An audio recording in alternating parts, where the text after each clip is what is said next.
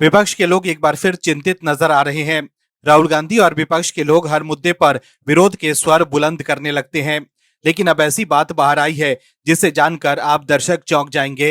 राहुल गांधी और विपक्ष के लोग चुनाव आयोग पर वोट चोरी को लेकर आरोप लगाते हैं, लेकिन जब चुनाव आयोग एसआईआर के जरिए वोटर लिस्ट सफाई अभियान चला रहा है तब विपक्ष को तकलीफ हो रही है। उत्तर प्रदेश, पश्चिम बंगाल, तमिलनाडु समेत 12 राज्यों और केंद्र शासित प्रदेश में 4 नवंबर 2025 से वोटर वेरिफिकेशन अभियान की शुरुआत हो गई है। ये कदम बिहार विधानसभा चुनाव के पहले फेज से 2 दिन पहले उठाया गया है, जहां चुनावी प्रक्रिया हुई थी और वेरिफिकेशन के बाद 68 लाख से ज्यादा नाम वोटर लिस्ट से हटा दिए गए थे। इस बीच एसआईआर के खिलाफ डीएमके ने सुप्रीम कोर्ट का दरवाजा भी खटखटाया है। इसके साथ ही विपक्ष में खलबली मच गई है। लेकिन सवाल है कि एसआईआर से विपक्ष के लोग इतने घबराए हुए क्यों हैं? क्या है खबर, बताते हैं आपको इस रिपोर्ट में। दर्शकों, चुनाव आयोग द्वारा 12 राज्यों और केंद्र शासित प्रदेश में एसआईआर शुरू किए जाने के बाद विपक्ष में काफी नाराजगी देखी जा रही है। हालांकि बिहार की तरह बंगाल, तमिलनाडु जैसे विपक्ष शासित राज्यों में भी एसआईआर को लेकर सड़क से लेकर सुप्रीम कोर्ट तक विरोध तेज हो गया है। वहीं बंगाल में टीएमसी विधायक की धमकी वाले वीडियो के बीच घर घर जाकर मतदाताओं का सत्यापन करने वाले बीएलओ की सुरक्षा मुस्तैद करने की मांग उठी है। पश्चिम बंगाल में इसे लेकर बवाल देखने को मिल रहा है। मुख्यमंत्री सीएम ममता बनर्जी और उनकी पार्टी के हजारों कार्यकर्ता एसआईआर के विरोध में सड़कों पर उतर गए हैं। ममता बनर्जी ने इस पैदल मार्च का नेतृत्व किया। इसके साथ उनके भतीजे और टीएमसी के महासचिव अभिषेक बनर्जी भी सीएम ममता बनर्जी के साथ दिखाई दिए। टीएमसी ने बीजेपी नेतृत्व वाली केंद्र सरकार और चुनाव आयोग पर एसआईआर के जरिए धांधली करने का आरोप लगाया है। वहीं सीएम ममता का पैदल मार्च रविंद्रनाथ टैगोर के पैतृक घर में खत्म हुआ। सीएम ममता बनर्जी के साथ एसआईआर के विरोध में टीएमसी समर्थक मार्च में शामिल हुए।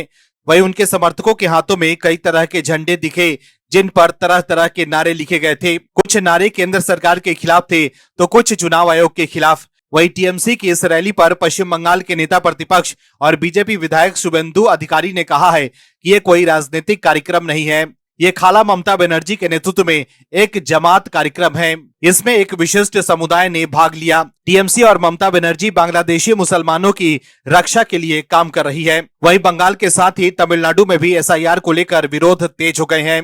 डीएमके ने एसआईआर के खिलाफ सुप्रीम कोर्ट का दरवाजा खटखटाया है। सीएम स्टालिन का आरोप है कि इस प्रक्रिया का मकसद असली वोटर्स को हटाना है, खासकर वो वोटर्स जो बीजेपी का विरोध करने वाले माने जाते हैं।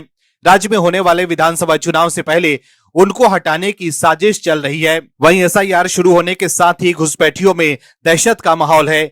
बंगाल में भारत बांग्लादेश बॉर्डर पार कर भागने के फिराक में पिछले 4 दिनों में करीब 400 घुसपैठिए धरे गए हैं। भारत बांग्लादेश बॉर्डर से पिछले 3 महीने में 8000 से ज्यादा बांग्लादेशी घुसपैठिए गिरफ्तार किए गए हैं।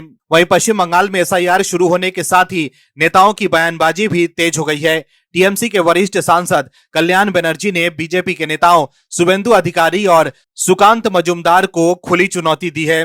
एक सभा में कल्याण बनर्जी ने कहा है कि बीजेपी के नेता जनता से मिलने सुरक्षा के घेरे में आते हैं।